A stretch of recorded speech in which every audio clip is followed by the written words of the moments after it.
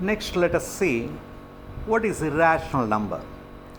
Irrational numbers are the numbers which can't be expressed in the form of p by q, where p and q are integers and the denominator q is not equal to 0.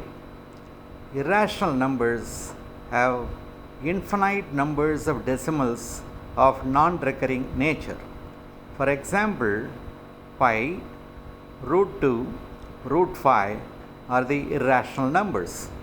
For example, each of the numbers root 7, cube root of 3, fifth root of 13 is an irrational number.